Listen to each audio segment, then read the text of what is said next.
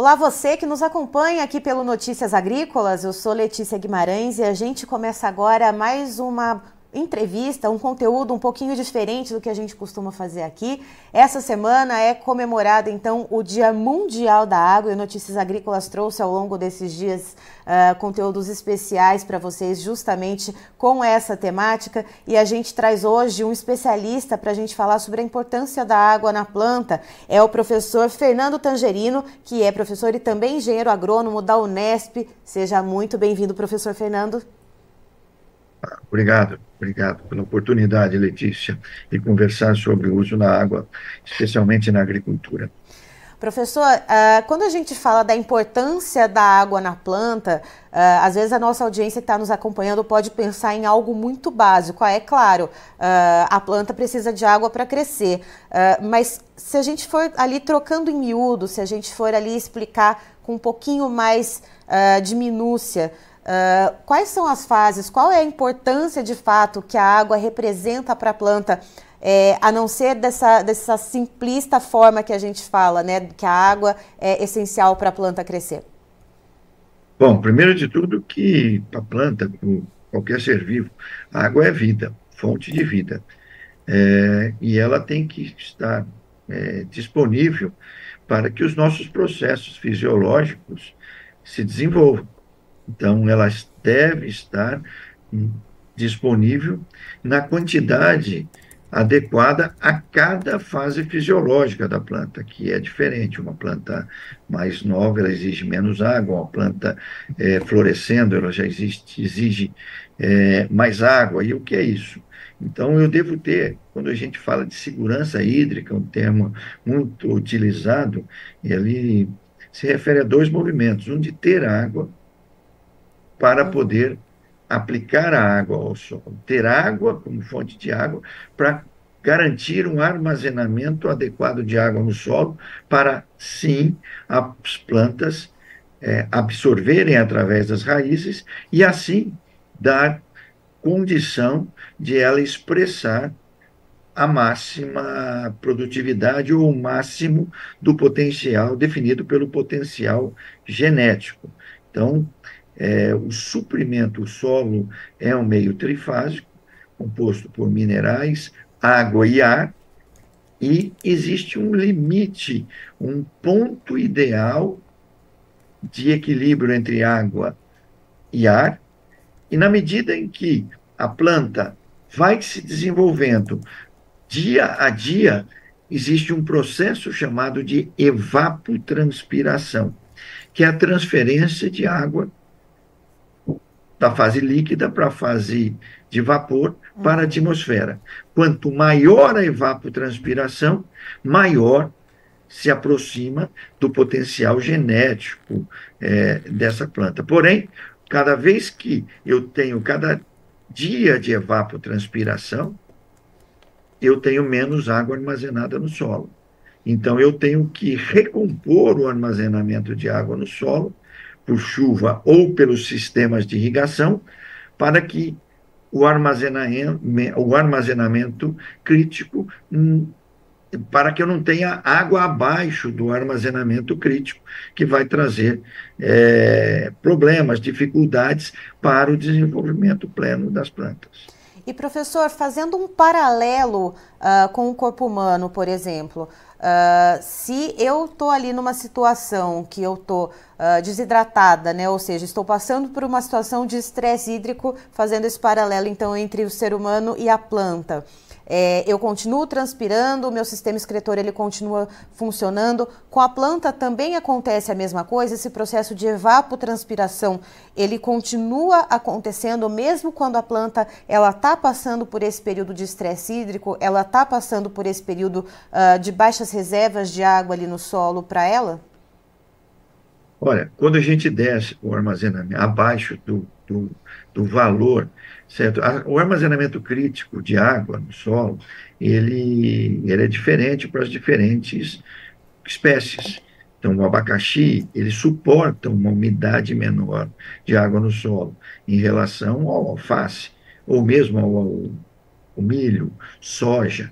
Então, cada planta tem um nível de estresse que você poderia caracterizar como estresse. Muito bem. O processo de evapotranspiração é a evaporação do solo e transpiração nas plantas. Muito bem. Na medida que eu vou diminuindo o armazenamento de água no solo e entro no que a gente caracteriza como estresse, ou seja, abaixo do crítico, diminui a transpiração. Isso é fisiologia. Ao diminuir a transpiração, eu diminuo a minha produtividade. Por quê? Porque a água não entra para as plantas. Uhum. As raízes precisam colocar uma energia para que essa água possa servir a planta. Muito bem. Se a raiz precisa de bastante energia ou mais energia para captar essa energia vai faltar para fazer a produtividade, para fazer a outra parte da fisiologia, que é raiz acima. Então, esse é o processo. Eu diminuo a evapotranspiração, e diminuindo a evapotranspiração, eu diminuo o crescimento da planta, eu diminuo a produtividade, portanto, eu não tenho a satisfação plena da planta. Vê o caso que a gente, desse ano, com a escassez, a variabilidade grande das chuvas, nós vamos ter safra de soja menor do que o esperado. Por quê? Porque faltou água no solo para que a planta tivesse uma vida plena. Ou a gente pode dizer assim que a planta entra ela como que num modo de economia de energia ali, ela vai até certo ponto, ela se desenvolve até certo ponto, ela gasta energia para cumprir com alguns ali, alguns processos fisiológicos, mas o suficiente com a reserva de água que ela tem. Veja, o instinto de sobrevivência sempre vai valer. Então, veja, para ela não morrer, ela precisa pegar água, certo? Então, ela vai botar energia para captar essa água, certo? Numa quantidade que ela vai sobreviver, certo? Até chegar no esgotamento total, que é o ponto que nós chamamos de ponto de murchamento permanente. Ela não tem energia suficiente para poder captar a água que ainda existe no solo. Mas a hora que ela direciona essa energia para captar uma quantidade mínima de água, essa energia vai faltar energia para ela desenvolver os outros processos fisiológicos, que é a produtividade, a, a, a generosidade em grãos, em frutos, dependendo da característica, e até mesmo a beleza, quando a gente pensar nas plantas ornamentais, de uma grama até flores em geral. Né? Perceba que paisagista renomado, ele não faz um projeto sem a exigência de um sistema de irrigação, porque ele sabe que o trabalho dele vai ser comprometido, porque nesse caso, o que você está comercializando é conforto térmico, é conforto visual, e fica prejudicado se eu não tiver água no solo em valor suficiente para dar a plenitude dos processos fisiológicos. E professora, a gente está falando da água ali como um elemento básico, mas a gente também pode falar ela como um veículo também de transporte para insumos e outros nutrientes que são aplicados ali no agronegócio, né, como suplementação ali para as plantas, né, ou para proteção das plantas em relação a pragas e doenças. Isso também é muito necessário para que esses insumos eles cheguem de fato onde eles precisam na planta, né? Bom, aí nós estamos falando essencialmente nessa questão que você colocou, a gente pode dividir essa sua pergunta, observação em duas partes. Tá? Uma coisa como é que você atinge o potencial genético definido lá pelos melhoristas? Né? Como é que você atinge? Comendo e bebendo. Então, eu tenho que dar suprimento de água adequado e preciso dar alimentação adequada a essa planta. Isso chama nutrição. Bom, essa nutrição pode ser feita por adubos sólidos e pode ser inserida junto com o sistema de irrigação. Numa analogia bastante simples, quando você o que, que você absorve mais nutriente? Quando você come uma feijoada ou quando você come uma sopa? Então, quando eu coloco o nutriente, o adubo sólido, eu preciso da água no solo para dissolvê-lo, para entrar na solução do solo, para poder, a partir daí, ser absorvido pelas plantas. Quando eu coloco o fertilizante, o nutriente, junto com a água de irrigação, eu já coloco a sopa, então eu coloco, ele não vai precisar ser dissolvido para ser absorvido. Num outro movimento, existe, como você falou, os defensivos agrícolas, os produtos que vão proteger a planta para que a doença e a praga não coma o seu potencial genético, já que você fez uma boa, uma adequada nutrição e um adequado manejo da irrigação. O que é o manejo? Colocar a água. O que é usar a água com inteligência? Colocar a água no momento e na quantidade certa às necessidades da planta. Então, mas eu posso também usar uma técnica chamada quimigação para colocar junto com a água, entregar junto com a água um fungicida, um inseticida ou até mesmo um herbicida. Aí nós estamos falando, Letícia, de otimização dos sistemas de irrigação para ter a máxima produtividade, a menor custo e, portanto, a um maior desempenho, né, Professor, o do, senhor. do negócio de produzir alimentos. Uhum. Professor, o senhor pontuou muito bem essa questão da safra de soja, aqui de norte a sul e de leste a oeste do Brasil. Houve essa complicação da irregularidade climática, né? Altas temperaturas, ondas de calor e também chuvas muito disparelhas, né? O que acabou gerando essa questão das perdas nas produtividades em várias regiões do país.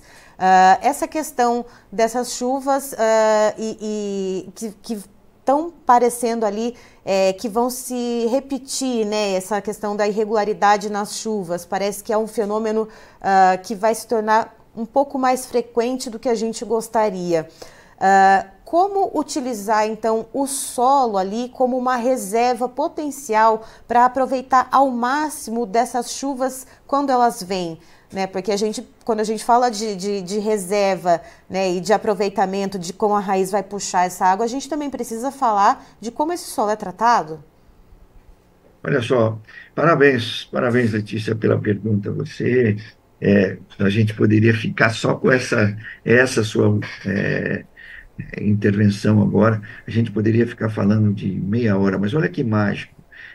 Que mágico dos dois lados, a gangorra da vida, a busca pelo equilíbrio, o gerenciamento das energias ou do que nós temos no nosso entorno, né? Olha só, o Rio Grande do Sul demorou para plantar, exatamente pelo processo inverso do que você relatou, porque choveu e continuou chovendo, e o plantio da soja foi ser tardio, tá?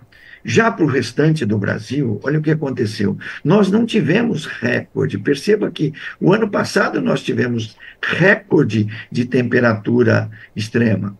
Esse ano, nós não batemos recordes, né? Nós tivemos número de dias sucessivos com temperaturas elevadas, próximas ou acima de 40 graus. E sem chuva. Então, uma temperatura do ar de 40 graus e um solo sem proteção, um solo sem cobertura morta, sem palhado, a temperatura do solo vai a 60, 70 graus. E aí a plântula, quando você acaba de plantar, quando ela começa a emergir, ela derrete. Então, nós tivemos esse ano um índice muito grande de replantio e triplantio. Bom, e aí a gente perceba que eu falei da palhada. Então, um dos movimentos mais importantes que se tem é a busca por práticas agronômicas que levem à incorporação de matéria orgânica no solo. E perceba que isso mudou. No tempo que eu estava na faculdade, o professor, quando eu falava de incorporação de matéria orgânica, era usar esterco de alguma coisa e misturar. E hoje a gente pode passar aqui, isso até é uma pauta para outros especialistas, mas a gente vai discutir se nós vamos de pânico ou nós vamos de braquiária, mas hoje a incorporação, construir um solo, ampliar a capacidade de armazenamento de água no solo para o máximo aproveitamento da água da chuva, é colocar raízes. A matéria orgânica é raízes. Por quê? Porque ela demora mais para degradar. Isso para dentro do solo. E claro, se eu estou botando raiz para dentro, eu devo ter palhada, cobertura morta. Eu devo procurar combinações, não é o foco dessa entrevista, porque há opções, muitas opções, é fazer combinações de plantio para formação de palhada e proteção desse solo, das plantas, e assim dar mais sustentabilidade para a produção de alimento. Claro que nesse cenário, você começa falando de um cenário de repetir, né? Olha, eu recentemente, eu fui dar uma palestra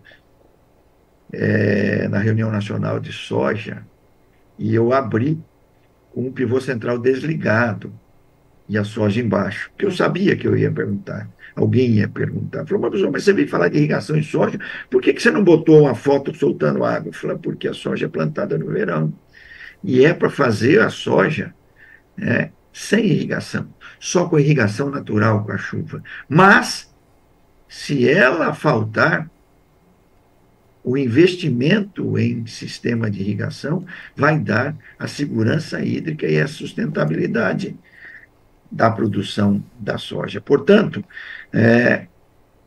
fechando a sua observação, a sustentabilidade da atividade de produzir alimento, ela se dá com capacitação técnica constante, planejamento e investimentos em segurança hídrica. Desde barragens de terra para segurar o excesso de água, que é quando ele vier, e as chuvas convectivas, aquelas que chovem aqui e não chovem ali, no fim da tarde, certo? Estão cada vez mais predominantes, e seja em sistemas de irrigação. Então, a segurança hídrica se dá nesses dois movimentos. Segurar a água na bacia por máximo de tempo possível e os investimentos em sistemas de irrigação. Para isso, eu preciso de capacitação, planejamento e, claro, os investimentos. Ou seja, a água como um insumo essencial, tanto para expressar ali o potencial genético da planta, mas também para transportar ali tudo que é investido pelo produtor rural na questão de insumos. Professor, muito obrigada pela sua colaboração aqui com a gente. O senhor é sempre muito bem-vindo aqui no Notícias Agrícolas. Obrigado pela oportunidade. Um ótimo dia a todos. Tá, então estivemos com o professor Fernando Tangerino, que é professor e também engenheiro agrônomo da Unesp, nos trazendo as informações a respeito da importância da água nas plantas. Lembrando que essa semana a gente comemora o Dia Mundial na Água, inclusive nesta sexta-feira, dia 22 de março, tem um evento no Instituto Agronômico de Campinas, no IAC, em alusão justamente ao Dia Mundial da Água, então não perca, um evento bastante importante com bastante conteúdo de peso, com pesquisadores, então para trazer para você as melhores informações bastante importantes sobre esse insumo que é essencial, então, na produção agrícola, já que a gente está falando aqui para você diretamente, produtor rural. Eu encerro por aqui, já tem mais informações para você. Notícias Agrícolas, informação agro relevante e conectada.